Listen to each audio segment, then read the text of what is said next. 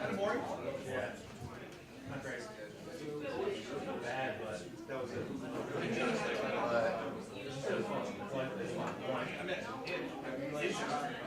Way more than driving. When I did all that, Yeah, I've done that.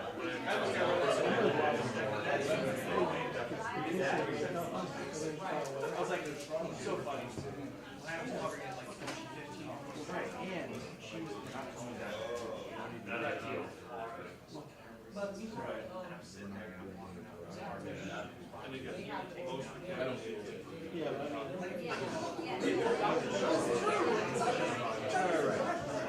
Oh yeah, I mean, I don't know.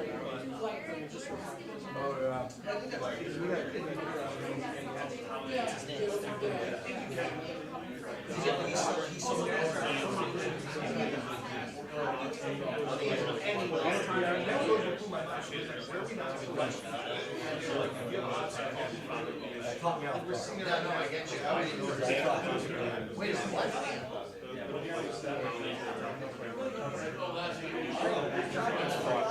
Hey, Vontae Davis, you're about 20 minutes late. I was supposed to catch it. He showed me, and he's 22, just like I know, hey, that's what I said. He came back. that's my first delay. Like Jimmy Atkins said, I won't say that. You see them, that's here to here. And they're like smoking cigarettes.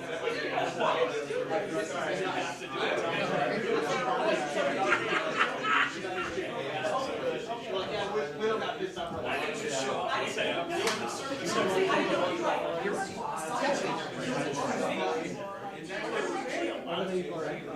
I thought maybe they were.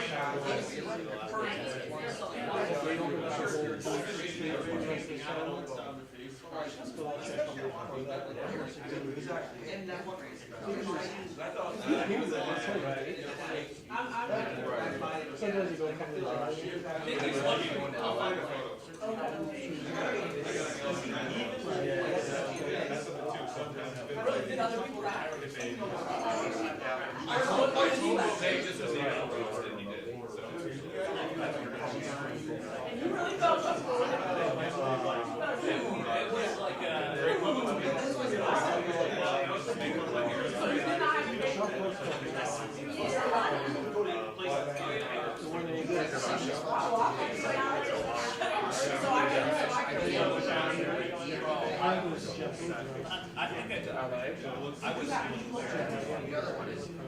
I had it there, but I really need it. I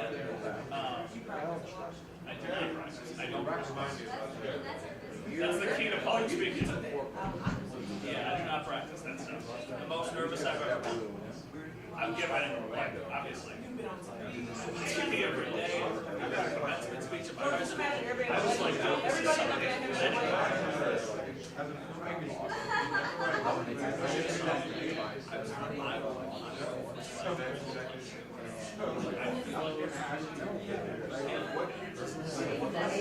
I never got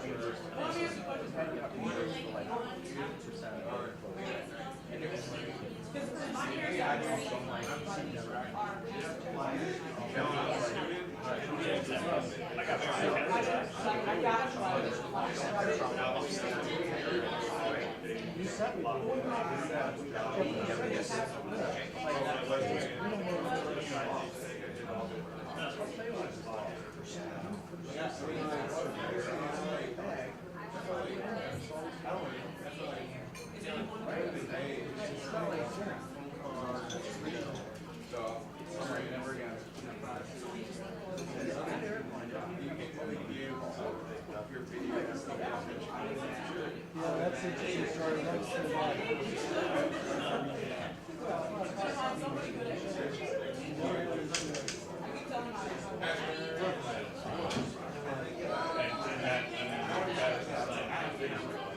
Even had a line. Partisan. Nope. This is all we get to go. Now I numbered them 1 through 10, but do it 10 through 1. And we'll go backwards. So 5, Go 7, even, and then go off.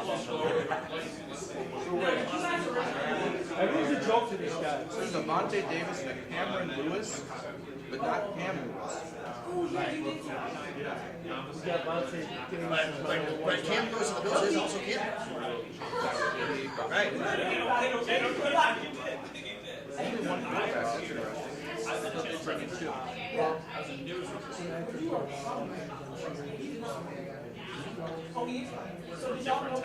Yeah, I got it.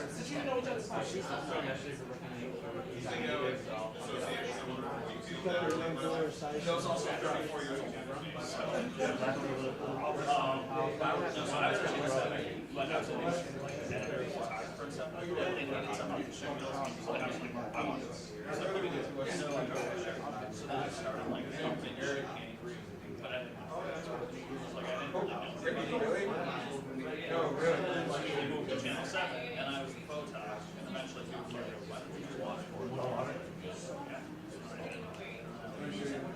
I'm okay.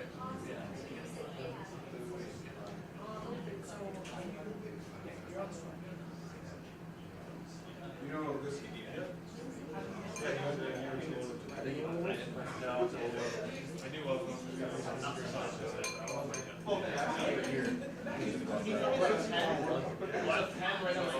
yeah, actually.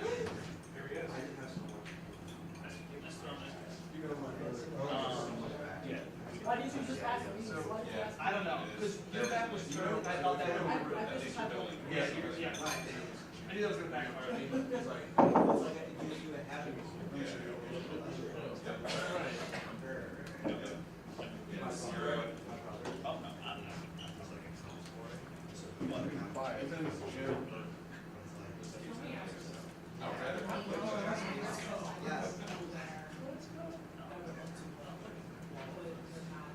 seen this guy? This is the time of year when I got my shorts.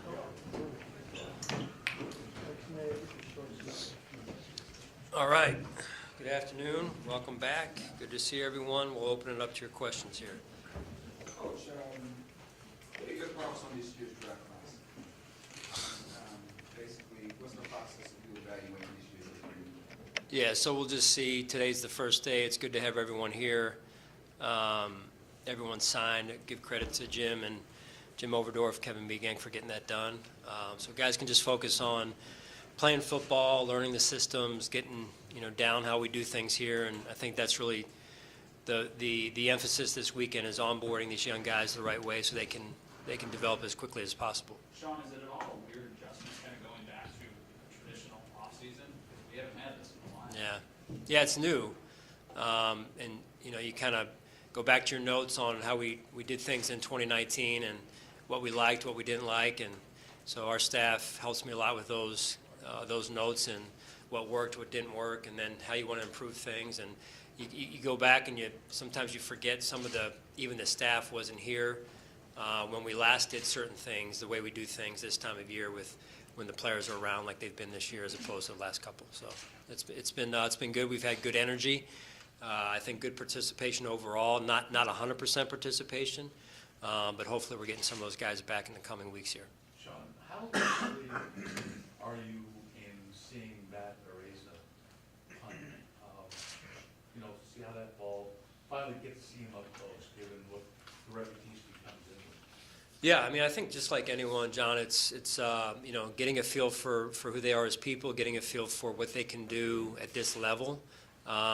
What's going to happen out there today is not at this level, but it is a start, and everyone needs a first step in that in the positive direction. So it's good to meet. It was good to meet Matt this morning and be around him a little bit, just for a small instance and window of time. But again, it's just really onboarding these players the right way. Our development staff does a great job with that, and getting to know them, getting to know kind of their strengths and weaknesses along, in this case, with Matt.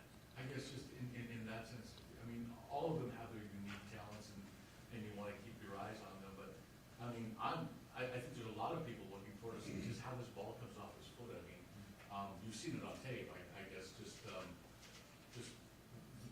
surprised that he enters, for a punter, entering, a rookie camp, just what your thoughts are about that, and just to see what he can do with the ball. Yeah. Well, he's here to punt the ball, right? So, yeah, I mean, let's just one day at a time. I appreciate where you're trying to go with it, John, and build these big expectations, and so we'll get a hot air balloon out there for him, and for the guy to catch it. That'll be the next trick, right? So we'll just one day at a time. He hasn't even punted yet at all, so let's just hope he gets out there and gets his shoes tied right, and which I'm sure he will, and he has a good first practice here. Sean, is that your message to these guys? I mean, this is maybe the biggest opportunity for some of them, whether they're tryouts or undrafted guys, and expectations for those drafted. Is that the message to them, is one day at a time, let's not try to win a roster spot or anything here in a day or two? Yeah, I told him this morning, no one's going to make the team based off of this practice alone. So let's just get out there, know where you're supposed to be, when you're supposed to be there, and put one foot in front of the other, and let's just crawl before we walk, and kind of get the boulders of what this system is supposed to look like and what their job is in the system. Sean, what was your impressions of Kyer in the pre-draft process and your evaluation of him? Yeah, I was impressed with his approach. I know it's been out there with the combine and the notebook, and that's probably overblown a little bit, to be honest with you. But just the way he handled himself as a professional in that process around the combine, and then his 30 visit, got to know him a little bit better. So I thought off the field, the way he handled himself was first class. And then the tape spoke for itself. Certainly can do things on the field there, and we think in our system, it'll be good, and he'll be able to play well in a mutually beneficial approach to press off, changing some things up, and he's got a great support system behind him. Brandon has talked about guys who were picked in the first round. There's an expectation that they come in and at least compete for a starting job. I know you like to downplay expectations, especially for young players, and as your answer earlier showed. So with Kyer, how do you do that? Knowing that there's going to be a lot expected of him. Yeah, again, I think we've got a veteran team in terms of guys who have come in here before and earned their way, and that's no different with Kyer. You've got to come in and just focus on what you can control, what's right in front of you every day, and then put one foot in front of the other so that you can become the best version of yourself. There's no preconceived expectations. That's for people outside of these walls, and I respect that. But at the end of the day, the best way to go about it is just focus on what you're here to do and your job, and develop every day. Sean, I'm curious how do you, like, everybody comes in at different conditioning levels. You want them at a certain spot. Excuse me, sorry, like, you haven't seen them all this off season, so you have to get with your group, your strength conditioning coaches. How do you massage that to make sure that you're not expecting maybe them to be at a certain spot, but letting them get there? Yeah, there's different levels, to your point. I mean, it's a wide range of conditioning levels.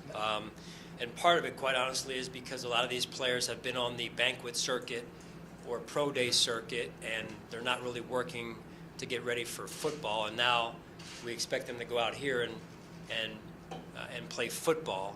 So, we made it as a point as coaches to, after the draft was over, make sure that in the last 2 weeks these players are putting themselves through football drills, even the rest in between, kind of simulating a huddle, back out, going through another drill, another rep. So a lot of guys pull in camps because of that, and then they miss the entire spring. So, just being very open with you, one of the goals is to just get through the camp healthy, so that we can really start to get the guys in our stream, in our current, our flow, get them more in shape, and get them acclimated with the system, and they continue to grow from there.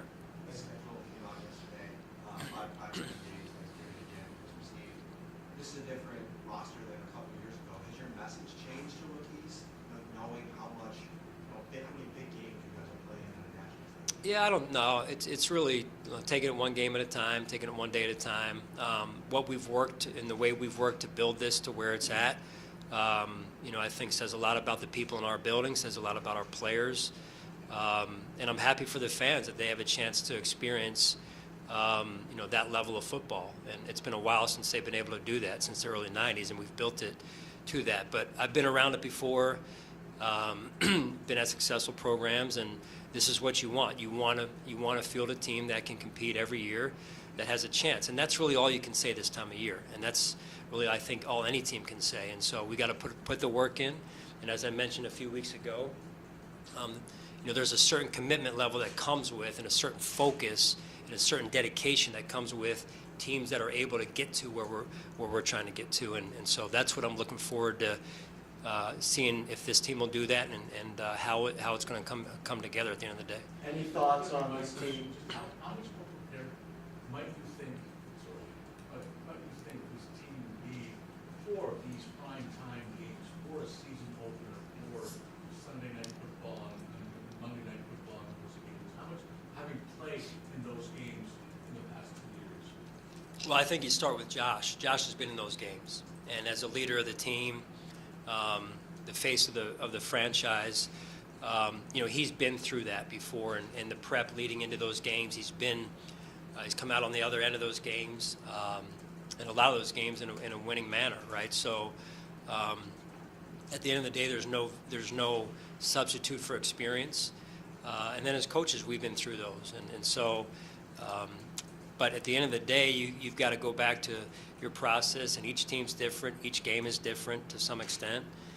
So we're just going to take them one game at a time. What does it mean to this franchise being picked, to be featured in the opening game against the Super Bowl champs?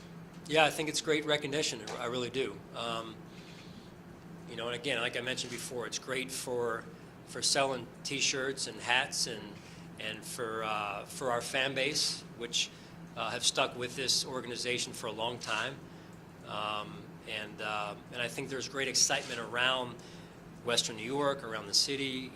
I go get gas, and people are excited, right? I'm out there pumping gas, and people are excited about the team, which is great. But we know inside that we've got a lot of work to do, and if you don't prepare, you don't come together, you don't have the right amount of focus, you get your tails kicked. Sean, you have 17 players in tryouts. You still had 5 or 6 spots on the 90-man roster. Was that intentional to maybe send a message to those guys that there are jobs potentially to be won here? It's not like you got 89 guys on the roster and only room for one player. Yeah, we were going to leave one spot open for John. I know he was petitioning early. I can't punt. That job seems to be Mike Davis. You can't. What position would you like, John? Long snap. What number? We'll get you a number and make sure you get. No, there are, Jay. There are spots open, and I think that's healthy right now. There's no rush in filling all those spots. We don't need Sean McDermott's out there trying to make this roster. We need better athletes than that, and so Brandon's taking his time and our personnel staff to find the right pieces. So it's the right number of guys as opposed to just having that max number right now. So we'll fill it when we feel like the time is right or the players that we're looking for show up, and it works out for both parties. Tom, you said that Kyer showed you guys his notebook and all that to be a little bit overblown, but what did stand out in the pre-draft process? Like, what did he do, or what did he say that you were like, I see the fit, off the field and that sort of thing? Yeah, I just think, again, as I mentioned earlier here, Elena, with the way he handled himself in a professional manner, there's a contrast between what he did and the way he presented himself at the combine and on the 30 visit to maybe some other players and the way they handle it. You could just tell he's been well schooled with his prep for the draft. He's got great support from his dad, who played, and family members as well, additional family members who have played in the league. So, it's just some of that stood out just by the way he handled himself off the field. A couple of years ago, when you guys went down to Carolina for the preseason, you guys practiced down there a few days. Is there any plan to do something like that, similar to that again, or is Yeah, it just gonna no. be down for? Just go down the play. Yeah. We've got a chance to talk to Terrell Bernard a couple times. Really good, really bright young man. Were you able to kind of scout him and look at his tape before the draft? I'm sure you saw some of it. And where do you kind of see his fit and maybe the potential, I know it's early, but like long-term for what he could do for you guys in the defense? Yeah, you know, what we saw in Terrell was a smart player that had made a lot of plays, very productive at the college level. I know his head coach very well. We have a relationship, and you know, he also coached Tre'Davious White. Dave Aranda did at LSU. So he and I have a close relationship, and when he speaks, I listen, and I have a lot of trust in his opinion on a player. So that was a head start for us, and then you just turn the tape on and you see the production, you see the instincts, again, at the college level, and now we'll see how he does here. Sean, Jerry Hughes' time officially over here. Just your thoughts on what he meant as one of the few who's been with you your entire time here and obviously predated. Yeah, very happy for Jerry, but also bittersweet for us when you see a player as tenured as Jerry was in this organization, and the blood, sweat, and tears, commitment, dedication and sacrifice that his family made and he made as well. It's bittersweet, but you're happy that a player like that can finish his career on his terms and in his backyard. I don't know how close exactly that is to where he lives, but it's close to home, which I'm happy for him and his family, but we'll miss him. Any more update on Trey White, just where he is in his progress and? Yeah, he's working hard, and you guys, he comes in here every day. He's one of the first in, one of the last to leave. I mean, it's incredible to watch him. I won't take his phone. No? Still long snapper? Okay. We're going to see quarterback out there, Braylon Smith. Can you tell us anything about him? I just looked him up a little bit. He seems like he's a pretty big kid. Has some nice. Yeah, I mean, we just had a walkthrough, Sal, so we'll see. And we can put you out there as well. You want corner? Is it? No, not yet. We got a couple spots open. Jay said so. Sorry, Joe. Is this also a good test run for Ken Dorsey? Yeah. This weekend to get his feet wet before the best? Yeah, it is.